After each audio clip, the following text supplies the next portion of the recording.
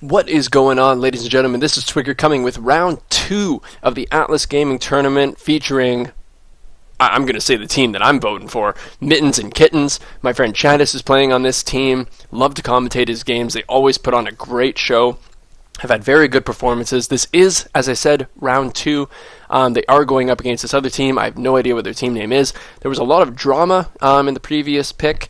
I don't know if I'm going to put any of this in the last video. I did actually record some of the drama. Basically, to clear things up exactly what happened, Kennen picked Kennen. They got to pick Morgana and Kennen last, while Chattis' team picked Lee Sin at the bottom as the last pick. After they picked Lee Sin, Kennen dropped and said that he couldn't pick anybody and that they actually meant to pick Jace, but no such message came across, and so they thought it was unfair that they got to see Lee Sin as their last pick, and there was no proof of anything, so they talked to the admins, they figured out anything in the server. Basically, it all got cleared up. Fact of the matter is, same picks, same bans, because they did not let Chattis' team know that he could not pick anything. He basically just let Kennen get picked. Whether or not he got picked or not, I have no idea. There was no proof that he was lagging or that he couldn't pick anybody. Who the hell knows what happened? But fact of the matter is, he has Kennen. And he did have to pick Kennen with the same bans that were in the game previously. So, just looking at the teams, the AoE comp has switched. In the first game, Chattis' team, Mittens and Kittens, had that full AoE blown comp, and now on the enemy team we have a full blown AoE comp. Amumu, Fiddlesticks, Ezreal, Morgana, and Kennen, all of those big AoEs. Four of them which are circles. So in case you want to learn what a circle is, watch this game and check out those ultimates. So big AoE team on that blue side, very scary in team fights. I think that purple team is really going to want to keep the lane phase going as long as they can. Hopefully they start winning the team fight phase. Have a friend just ask me whether the game has started. I think you can join.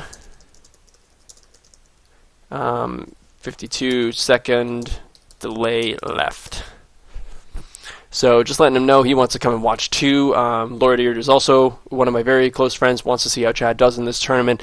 Very exciting to see him playing in tournaments. So hopefully, looking to see, yep, perfect. So he's going to be in on this one as well. So he will also know what crazy action goes down in this. Looking at the lanes, mid lane, Katarina versus Morgana.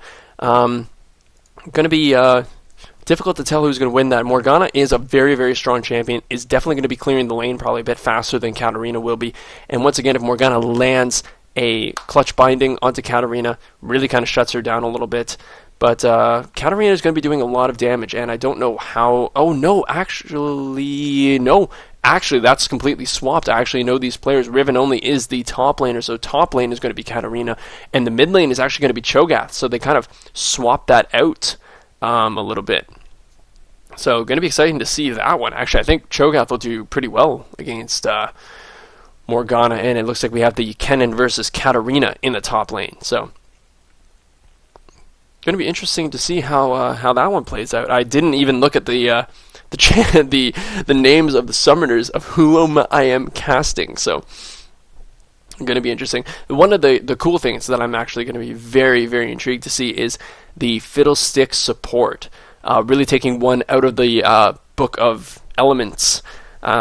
Very famous support player. I'm not going to get into a debate as to whether he's a good support player or not. I don't care. I know people are on both ends of the spectrum of that one.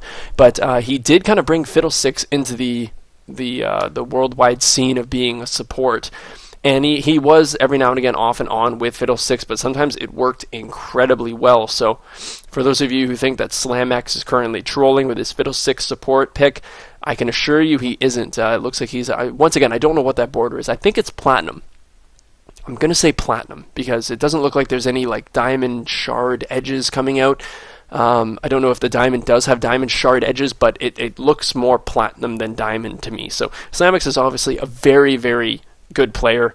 Definitely knows what he's doing. Would not be trolling with a Fiddlesticks pick. I would, because I'm not a diamond or a platinum player, so I would have a lot of fun just doing something completely troll and screwing my team over in a tournament, which would be quite funny for me, and probably pretty funny for my viewers, but my team might kick me after that, so maybe I wouldn't do that. But The score right now is 1-0 for Mittens and Kittens over currently blue team. I actually did not check what their team name was. I didn't see it in the title, so I'm just going to call them blue team for right now, or the team that is currently facing Mittens and Kittens. Either way, I'm sure you guys will know what I'm talking about. I'm just going to get myself comfortable in this chair. Oh, there we go. Yeah, nice and comfortable. So, looking at the other lanes, Misfortune. So Misfortune was actually banned last game. Don't know if that was a targeted ban per se, or whether the enemy team just did not want to face a Misfortune. Maybe they just don't really have the strategy to go up against her, or I don't really know. So we are going to see a Misfortune this game. I've already put my my 2 cents onto what I think of Misfortune. I'm not a huge fan. I know how strong Misfortune can be in the early game, and I know how strong she is in the early game, but I don't really think that she scales as well as other ADs. I'm not going to say that she doesn't scale well, but I don't think she scales as well as other AD champions. So, going to need to see how she plays out this game. I also believe firmly that that it all depends on the player. I think any champion can beat any other champion. I think some do have advantages, but I think it all depends on the player and how good they are at that champion. So we're going to just have to see how Misfortune plays out. If she can stay in the back and get that full ultimate duration off, really kind of land those double ups, become a double up artist, and I think she could have a very good chance of being very successful in this game. So, big invade coming out from red team, and blue team is really just kind of playing very passively, just making sure that they defend this blue buff. They really, really want Amumu to have this blue buff.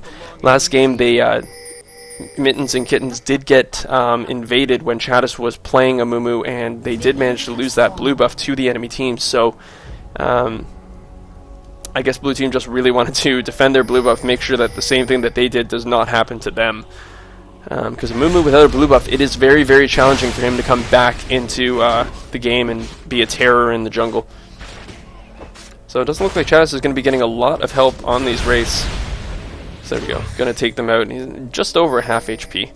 I hope he's going to get a decent leash on here. So going to be interesting seeing the Cho'Gath in the mid. So doing a bit of damage to that. Katarina probably going to throw something in here. Nope, not going to throw anything. So Chad is going to be taking quite a bit of damage from this red buff. Sitting just at 2 bars of health left. So going to be chugging down those pots. Just make sure that he's A-OK. So Fiddlesticks getting that Crow Storm for the Dark Wind. The Crow Storm is his ultimate. If he got that level 1, I would think that Fiddlesticks would be a tad bit OP, and we might see him a lot more in competitive play. Getting that Dark Wind first, the Crow is what I was meaning to say here.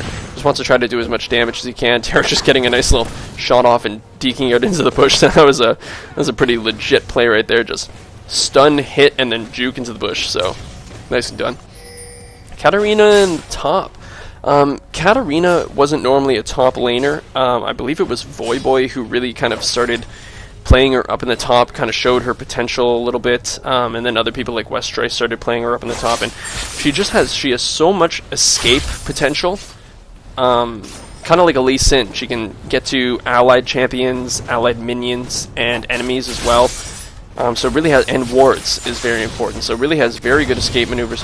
Oh, a lot of damage coming down here. Chattis is not able to get that Q off, but does manage to burn the flash from Fiddlesticks.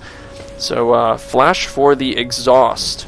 Tarek did manage to use that exhaust, so I would say that's a decent trade. I believe that exhaust is actually 189 seconds to 255, so exhaust is definitely on a shorter cooldown, so they're going to have about another minute. Wow, a lot of damage going down onto this cannon and to the Katarina, so always scary to start taking turret shots when you're only level 3.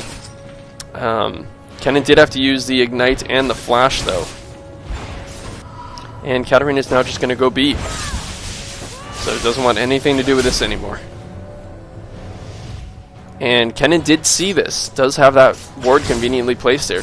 And interesting kind of build by Kennen, just going for those straight... oh, look at that damage! Look at that damage! Oh, wow! The Flash actually got completely cancelled out by the stun. So doing a lot of damage!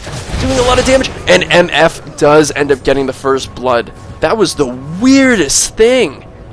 So I don't know if Tarek maybe screwed up that flash, or if it legitimately was that he flashed and the Amumu stun, I guess, put him back in the same place. I don't know. I'm gonna have to rewatch that because that was very, very interesting. So there really was no advantage in global gold given. Actually, well, just I guess like a little bit of gold, but MF is now going to have quite a bit more gold because they did get quite a few assists there. They got the 2 assists onto Fiddlesticks and Ezreal.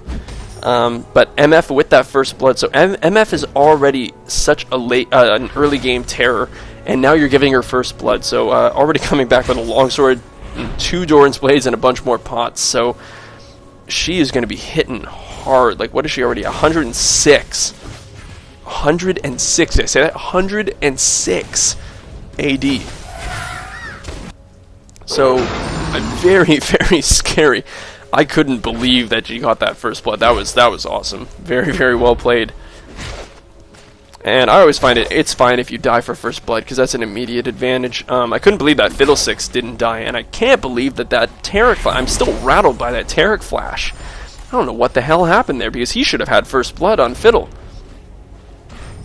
But apparently that just didn't want to happen. Oh, you know what I have not done? Let's follow Morgana here. I did notice it a little bit earlier in the game. I'm sorry, but I'm gonna switch this up right now. So that way we can actually get a good representation as to what's going on here. There we go. Ballin'. Now we're good. So Lee Sin is up here and Amumu is up here, but great binding onto Cho'Gath, followed by the stun by Amumu. Lee Sin's going to come in, just going to do... Oh, actually landing that Q, forcing the flash from Morgana. Oh, look at that! The Cho'Gath feast! Oh my god!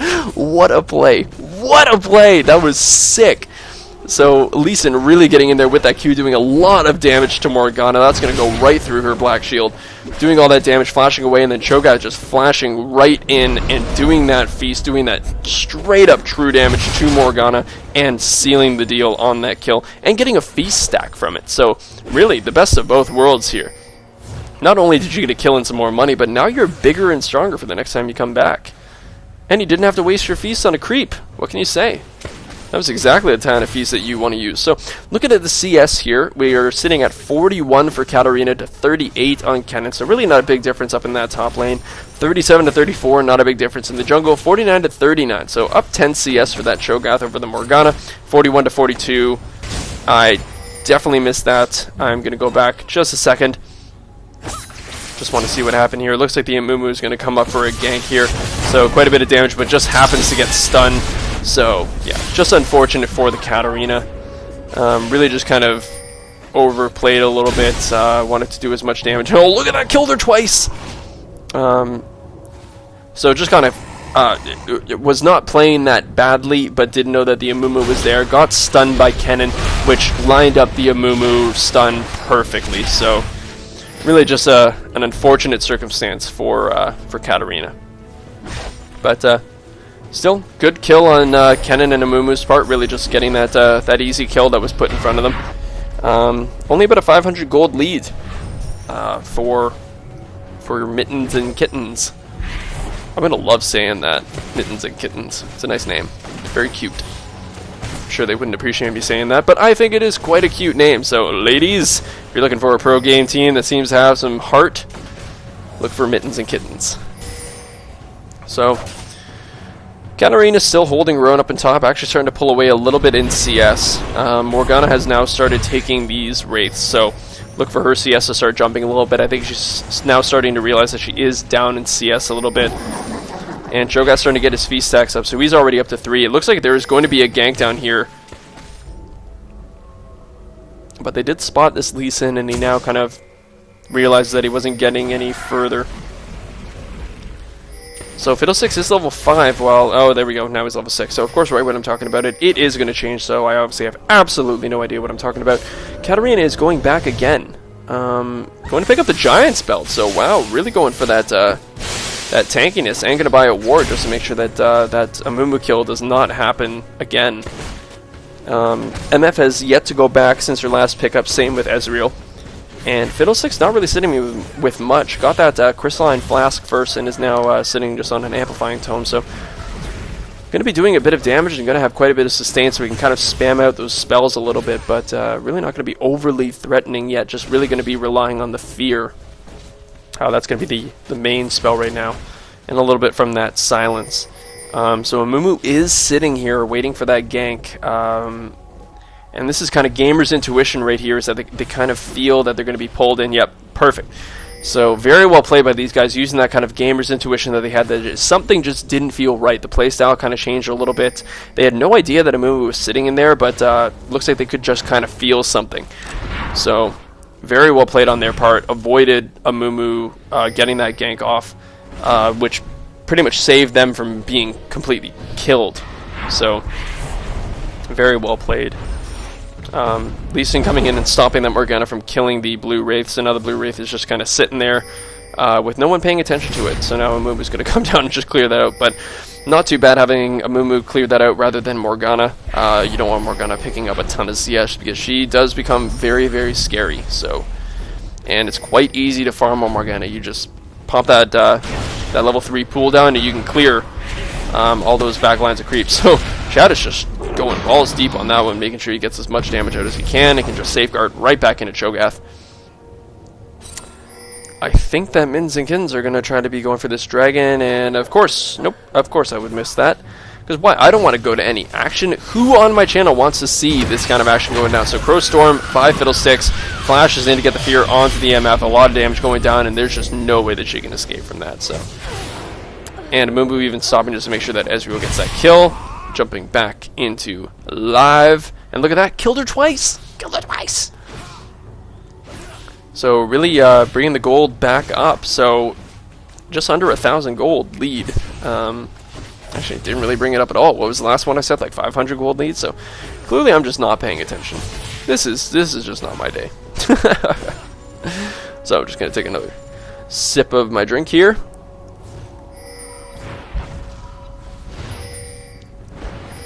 There we go. And now I can talk for another 20 minutes. So Morgana really landing those bindings. Getting them right when she needs to. Really preventing Lee Sin from getting those ganks off. So that's exactly what you want to do. Make sure that you have that binding still set and ready to go. I think Cho'Gath is going to go back for his Rod of the Ages. No, he's not. He decided to stop. How much money is Cho'Gath sitting on now? 1,500. So I think he actually, I don't know. I think he does actually have enough for his Rod of Ages. So I'm surprised to not see him go back, because you really want to get that Rod of Ages as quickly as humanly possible, so that way those stacks can start getting up. He might want to get another feast off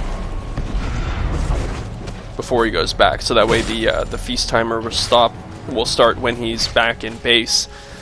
But that's completely up to Cho'Gath. However he wants to do it. He might just want to push this wave up. Roar! Nope. No roar. Roar? Roar? Oh, no roar. So it looks like he's moving down to Dragon. Morgana actually does not have much mana. She doesn't have the blue buff. So this actually might be a very good time for Mittens and Kittens to come and do this Dragon. They do not have any wards, so the pink ward is revealing that they have no sight of this. This is going to be a free Dragon for Mittens and Kittens. Fiddlesticks and Ezreal are coming down to try to check this scenario out. But Morgana does not have enough mana to come in and do anything about this. Tarek did manage to stun Ezreal, and the cleanse got used, so I will trade that any day. Stun for cleanse? Fine. That will work. So very, very well done from Mittens and Kittens, securing that dragon completely for free, not burning anything. Very good on Cho'Gath to notice that Morgana had no mana, so she can get maybe a stun and a pull off, but she will not be able to get her ultimate off, and if she does get her ultimate off, it's going to be the only thing she's going to be able to use. Kennen taking a lot of damage from the turret here. Katarina is very, very low. Big damage coming out from Katarina, managing to stop this Kennen down, and now Kennen's going to have to be, because Lee Sin is coming down, and Lee Sin is going to land this, and boom! So there goes Kennen. So great job from Katarina there. Oh man, what a play. So managing to shunpo to Kennen, dodging that shuriken that was going to end her life, doing as much damage as she could, and getting away from Kennen. And then Lee Sin just comes in and secures the kill. Beautiful. That was just surgical. So very, very well done. And Katarina is leading by 10 CS, so sitting with a... Yeah, I would... Well, Kennen does have a kill, so I wouldn't think that there's much of a gold lead, 36 to 38. So yeah, about a 200 gold lead for Kennen there. And Mittens and Kittens is just securing that gold lead, now over 2k of a gold lead. So really sitting in a nice position. Cho'Gath sitting at 5 feast stacks now, but still has not gone back. So sitting with 25k gold. Cho, you have got to go back, man. Yeah, come on. Hit that B. So, oh damn, Fiddlesticks died. I am missing all the action in bot lane. So there's the Crow Storm going down onto this MF. Fiddlesticks taking a lot of damage, but the stun goes off, and MF manages to get the full duration of her ultimate off onto Fiddlesticks' face. Stun going down onto Ezreal. He has no mana to Arcane Shift away. Nice easy Q from Lee Sin, manages to take Ezreal out. And there we go. Cho'Gath has gone back, picked up that Rod of Ages. Thank you for doing that. I feel much better, and I don't have to comment on it anymore. So, very nicely done in that bot lane. Fiddlesticks just took a lot of damage from that turret. I don't know why he went that far under. I guess when you burn your ultimate, you really want to make sure you try to get as much damage on that ultimate as possible. But managed to kill him and Ezreal. So Morgana coming up, but a lot of pings going down onto Morgana, so Katarina definitely knows that this is coming. Saw her with that ward. So Katarina's just going to back off, do the double golems, make sure that she's not losing too much experience from leaving her lane just to be safe. Morgana's just going to continue farming. So since nothing seems to be going on right now, I'm just going to give a quick little update on the CS. 109 for Katarina to 100 on Kennen. 76 to 68 for the junglers, 130 to 131, so very even up in the mid lane, 124 to 109, so MF pulling away a little bit from that Ezreal, and 6 to 7 for Taric, Fiddlesticks. So not really a big deal with the supports, but hey, I'm not going to not talk about the support CS. Might as well. Because actually a lot of people kind of overlook that, of the supports having CS or anything like that, but when your ADC goes back and you're still in lane and you don't need to go back or anything like that, you're warding, getting those little bits of CS on a support make a huge amount of difference. So kind of noticing that Fiddle has 9 CS versus Taric 6, it does make a big difference for Fiddle. So Taric popping that ultimate to try to do as much damage as he can to this Ezreal. And Cho'Gath is now making his way down, and they did just ward that Tri-Brush. They don't know that Cho'Gath has come down, but Morgana definitely does sense something, and she's now headed down. They are going to see Cho'Gath with that Tri-Brush ward, and they're coming up, they're closing in onto Cho'Gath, and they do manage to get that stun onto Cho'Gath, but Cho'Gath is very, very tanky. So I don't think you're really going to be able to kill that. The flash coming out from Cho to try to feast onto that Fiddlesticks, but does manage to burn his flash, which is, I think, a little bit more important on Fiddlesticks. But what a great MF ultimate, taking down that Fiddlesticks from the Taric stun. Could not complain with that one. Ezreal ultimate trying to clean up as many of those creeps as he can, but actually doesn't manage to get any one of them. A lot of damage coming down onto Chalice from that turret. But I would always say that taking the flash away from Cho'Gath versus the flash away from Fiddle is always worth it, because Fiddlesticks, after casting that ultimate, I would say very rarely gets him right up and close to his opponent, so that way he can cast that fear. So he normally uses his ultimate and then flashes into them, so that way he can cast that fear and keep them in his ultimate. So without having that flash available, it puts Fiddlesticks at quite a disadvantage, because he's not going to get the full duration of his ultimate if the red team plays the way that they've been playing. So they, Mittens and Kittens, do manage to take that first turret of the game, 26,000 gold to 21.2 thousand gold. So definitely expanding their gold lead by quite a bit. And Katarina just doing what Katarina does best. Cashing checks and breaking necks. That's what Riven Only is doing. So Riven Only, you are not living up to your name. You're playing Katarina. Whatever. He has been doing very well on not Riven. The funny thing is I've casted a few games of Mittens and Kittens, and I have yet to see Riven Only play Riven at all. So I'm considering the way that he's been playing, he's been doing very well in the top lane. I would actually love to see him play Riven at all, because I believe that he would, if his name is Riven only, he would probably be very good at Riven, I would assume. So I'd like to see that at some point. Cho'Gath coming in, looking just maniacal, being that big as the Loch Ness Monster. I don't know why people are constantly looking around. The Loch Ness Monster is right here. Look, right here. Not a blurry black and white shot or anything like that. Loch Ness Monster, right here. Right here! I found him. He's not in Lake Loch Ness at all. So once again, Mittens and Kittens going for this dragon. Don't think that the blue team is going to be able to stop them. They did manage to stun Chadis, doing quite a bit of damage. They do manage to take down that dragon down. Amumu does have to flash out, even though we got black shielded, but the stun from Tarek did still land on him.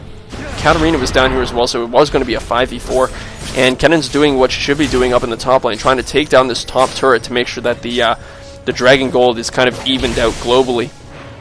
And Kennan is going to manage to take down this top turret, so not a bad choice from the blue team to take down that turret. So it does kind of even out the gold and hurts red team a little bit by not having that top turret anymore. But it does mean that either Katarina is going to be able to just farm. Never mind, she's not going to freeze the lane at all. So it will mean that Katarina is going to be in a bit of a precarious situation. She's going to have to buy a few more wards. I keep saying she because I just kind of refer to whatever character they're playing. I tend to go by that gender. I'm 99% sure that Riven Only is actually a male, but I'm going to call them she. Sorry, Riven Only, I do say she because of the champion, not you. She's probably going to have to buy a couple more wards just to guarantee her safety, because right now she has this entire area where she can be ganked up until about this point. So they can come straight through her jungle, straight up the river, so it makes it a bit scarier for her. But once again, Katarina does have that mobility edge over somebody like a Mumu who's going to be coming up to gank her, or even Morgana who's going to come up to gank her. So going back now, would expect to see her to buy a couple wards. Giving Cho'Gath that blue, takes it down so damn quickly. And Cho'Gath sitting with 6 stacks now, so AP Cho'Gath. Let's talk about that for a second. Have seen it a few times. Haven't seen it a ton. Certainly not a very standard thing to see. But I really like it. When you can have an AP carry that's doing just as much damage as a standard AP carry, with the tankiness of Cho'Gath and the true damage from the ultimate, it's hard to argue with something like that. So I don't know why you wouldn't put him in the mid. I don't know why I haven't seen it more often. Because with AP Cho, especially, his true damage does increase with the AP that he gets. Like, it's not a great ratio, but I think it's like 1.5 or something like that. He's only got 201. He's getting 141 bonus. So it's certainly not a bad ratio. So by the time that Cho'Gath gets up to, like, you know, the 500 AP range, you know, he's going to be doing an extra like 300 true damage. So it does add up. Like, I've seen Cho'Gath do about 1,000 damage to a champion just with their feast, and that pretty much takes out half the HP of Ezreal, or over half the HP of Ezreal, because right now he's sitting at what, 1326? Is that what I'm seeing? So imagine that. So right now Cho'Gath's feast is doing about 630 damage, something like that. So that's going to be half of Ezreal's HP. Just gone. Just like that. So one ability is going to take Ezreal to half HP. So that's very, very scary to deal with. And so, and once again, he's just very, very tanky. He's already at 2950 HP. 111 armor, 111 magic resist. So, love seeing that continuity. We'll never complain with that. So, the stun going on to... Look at that, there's the feast. That's exactly what I was talking about. The damage is so hard to deal with. So even after burning the flash, the Tarek stun goes off onto that Fiddlesticks. They now do not have that Fiddle ultimate, and the feast from Cho'Gath just does so much damage. Yeah, there's just no way that you can stop that. And somebody like Fiddlesticks sitting with only 1700 HP, that it's half of his health.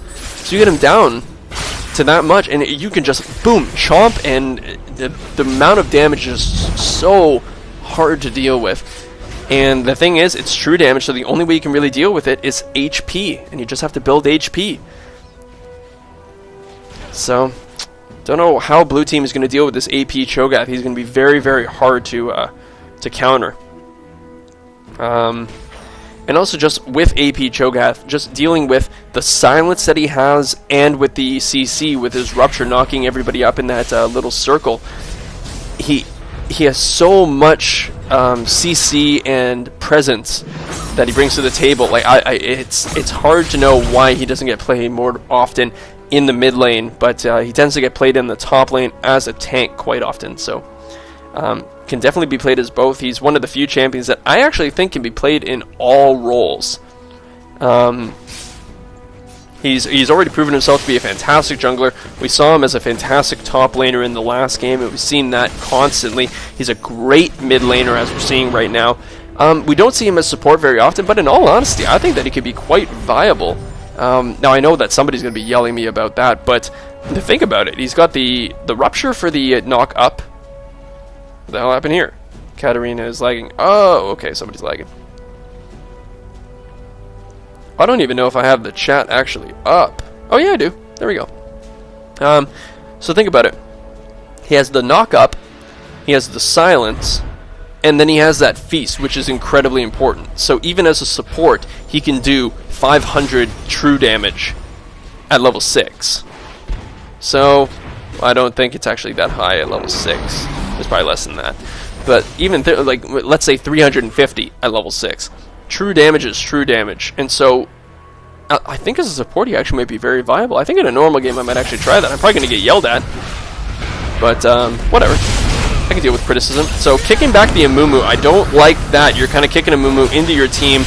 Amumu cast that ultimate. He did only get it on 2 players, but there goes the Fiddlesticks ultimate. A big amount of AoE damage coming from that Katarina ultimate, but here comes the Kennen ultimate, doing a lot of damage and stunning up Cho'Gath, but didn't manage to get everybody. The flash coming out from the Cho'Gath, not managing to kill Cho.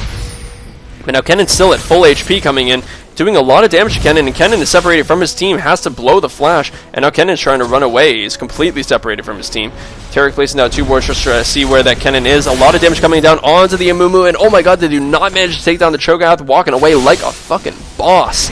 Just walking away like a sir. Even though he doesn't have the Cho'Gath skin, he is, the Gentleman Cho'Gath skin, he is walking away like a fucking sir with no health left. And look at that. Look at that. They take down the turret as well. Fiddlesticks managed to run away with basically 0 HP, and Kennen just ran into the enemy jungle and teleported away from there. And now they're actually going to try to take down this dragon. They are all very low health, but the fact of the matter is blue team is not going to manage to get there in enough time to try to take down any of these champions. So I actually couldn't believe that the enemy team actually got out AoE'd. So it's that's kind of funny. I thought that it was going to be a very bad fight after Lee Sin kicked Amumu into Katarina and he got that ultimate off on both of them. That was very scary, but seemed as though that actually didn't matter because Katarina had not used her ultimate yet, and it basically wasted Amumu's ultimate.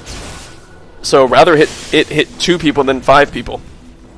And I think the important thing about that is that since Amumu did blow his ultimate, the blue team did not get to synergize their ultimates. So you didn't have that Amumu ultimate followed by that Kennen ultimate, followed by the Morgana ultimate, because you have to understand is that these guys have 3 stuns, 3 large AoE stuns that they could get off at different intervals. The entire enemy team could be stunned for upwards of like 5 to 6 seconds.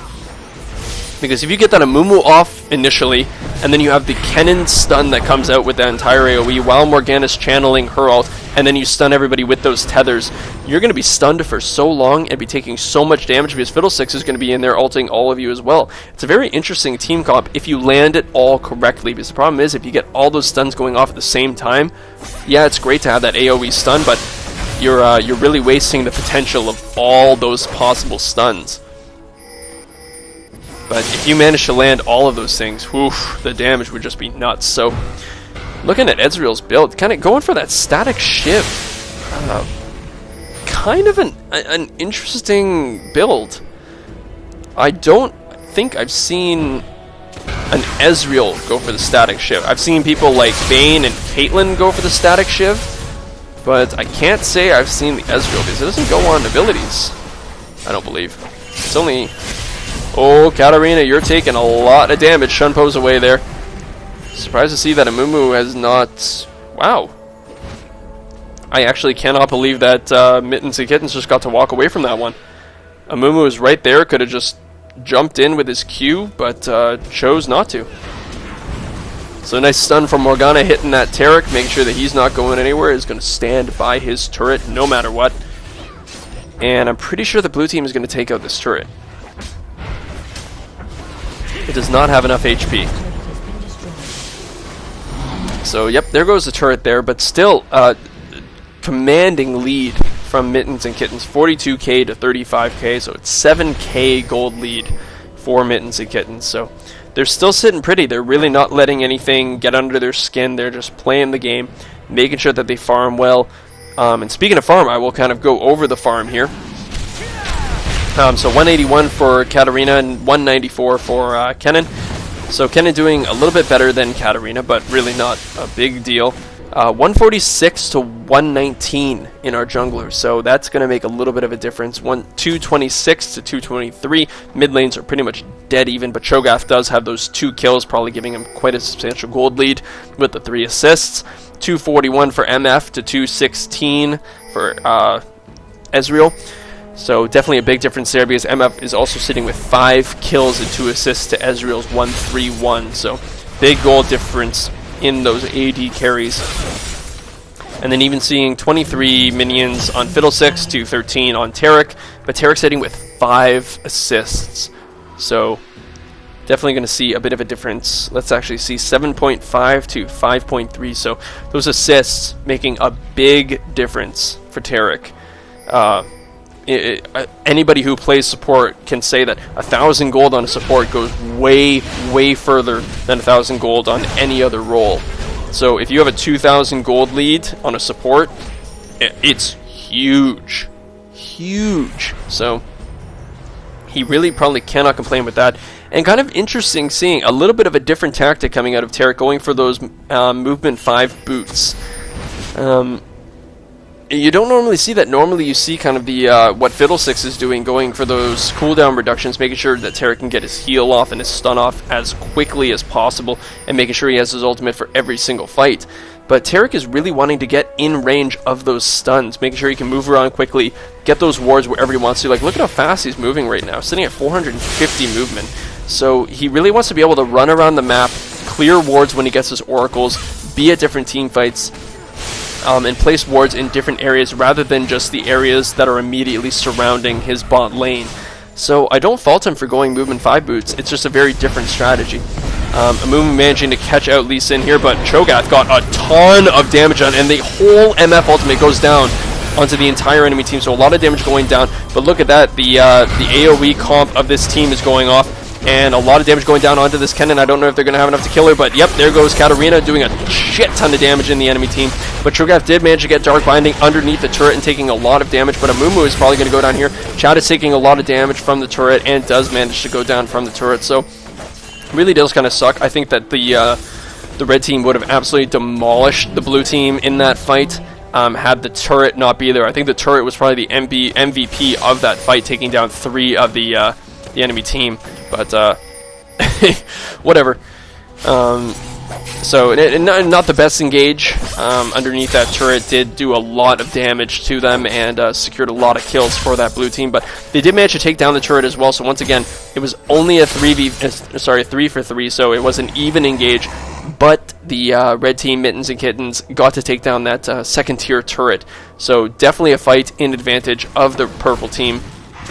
So, can't complain about that. And they're going to get the dragon from this as well. It's so funny. It says red team, which I always call them the red team, but in the champion select it says purple team.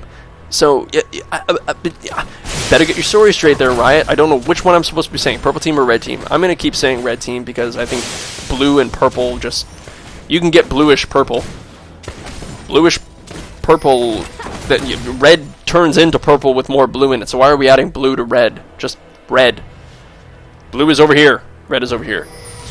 So people now going B. Taric just died and went B, so I don't know why he's going back again. But what is he going to pick up? He's going to finish his Runic Bulwark. That's exactly what he's going to do. So really not a bad idea to come back with that.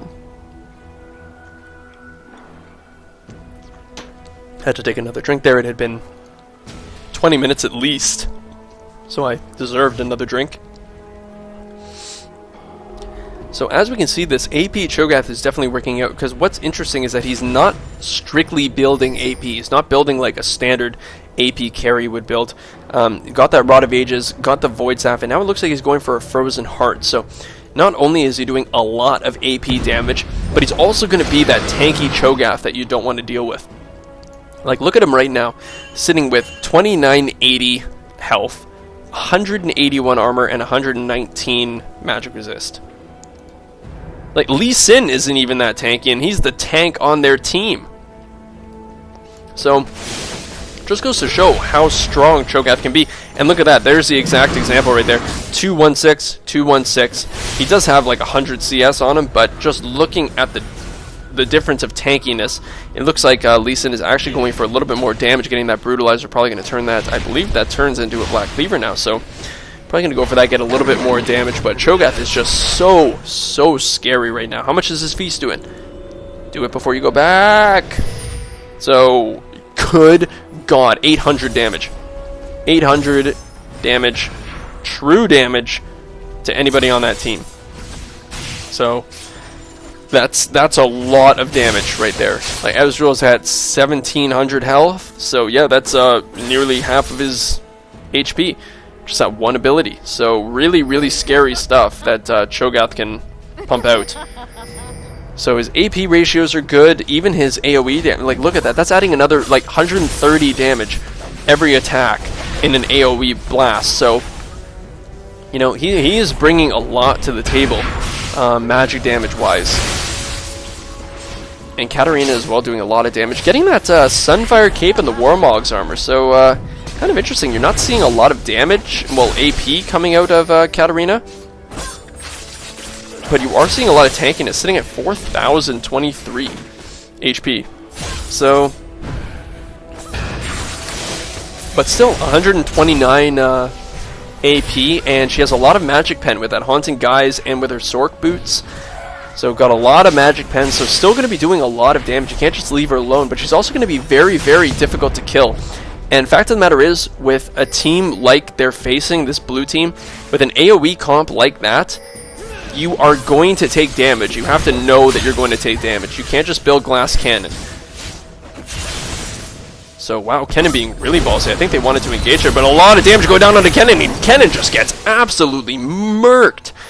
So that Feast coming out, the Katarina ultimate coming out, and Katarina got getting that kill on Cho'Gath and getting the assist on Katarina means that her ultimate is now on half cooldown, so it's almost up again. So going to be ready for the next team fight if that happens to come. So Kennen really just playing very ballsy on that one. I don't know why she became so aggressive. I don't know, maybe her team gave her the command to go forward and they wanted to engage, but Chad going really balls deep. Oh my god, Katarina ultimate coming out again, but they do not really want to engage underneath this turret.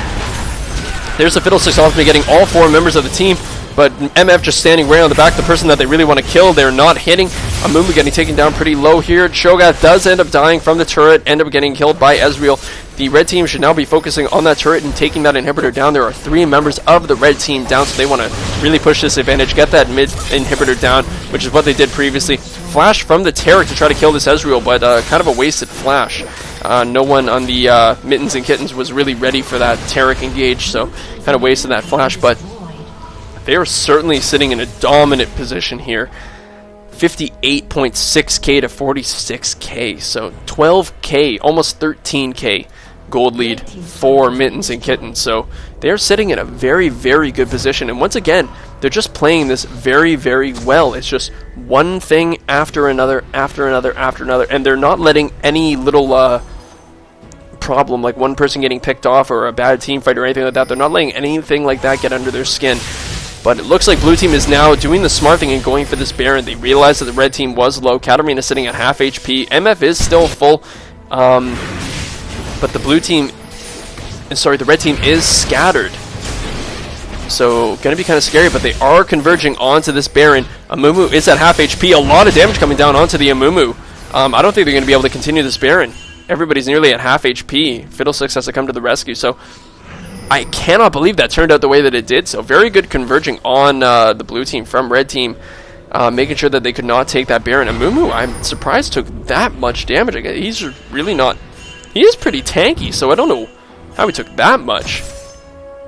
But, oh well, he did, so glad to see that. It was the thing that blue team needed to do. They had to go for that Baron. I can't see them doing anything else other than that. They couldn't push.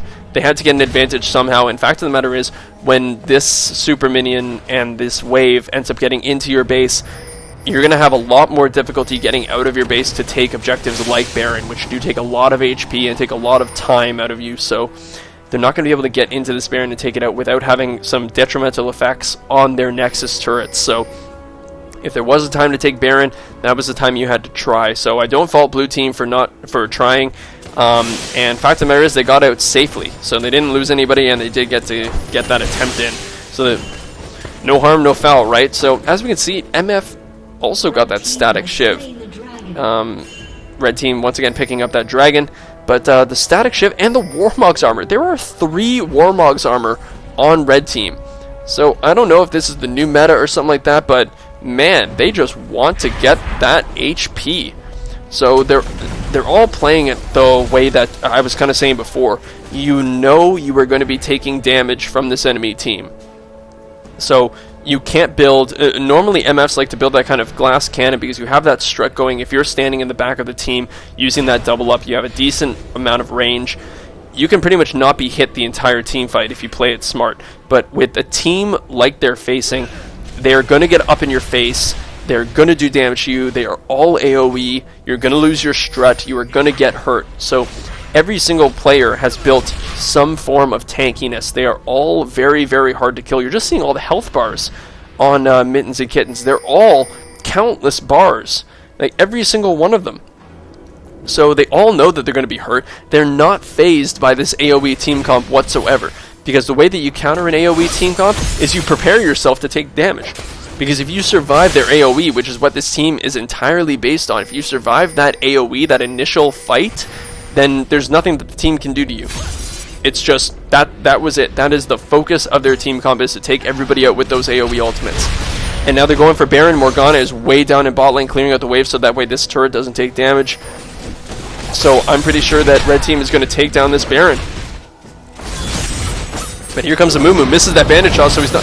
Oh my god, Ezreal stole the Baron. Holy freaking god. So this team fight had better work out for red team, or else this is going to be a horrible, horrible loss. So here goes Fiddle. So Fiddle ends up dying. So dear god, if they get wiped out here, this is going to be a big, big problem for them. So there goes Kennen. So huge damage coming up from Katarina. The ultimate goes off again. Triple kill for the Katarina. So huge play from Katarina there. I cannot believe that Ezreal managed to steal that Baron. Chadis, you didn't even use your smite. So I do know Chad in real life. So the next time I see him, I will cuss at him and make fun of him for not getting that Baron. So good. I cannot believe that actually happened. So Ezreal, so he must be feeling like a boss right now. But luckily that team fight did go in red team's favor. So that is going to help them quite a bit. So they didn't lose too much. Cho'Gath still does have that feast. They managed to take out a Mumu. A lot of damage going down onto that Morgana. I think this is actually going to be GG. Surprisingly, coming from a Baron steal, I think they're actually going to end the game. A lot of damage going down onto this Nexus. Both Nexus turrets are down. All the damage going down. And GG, well played, coming up from both teams. Unreal. Even after getting that steal, I'm going to have a little bit of a seizure here.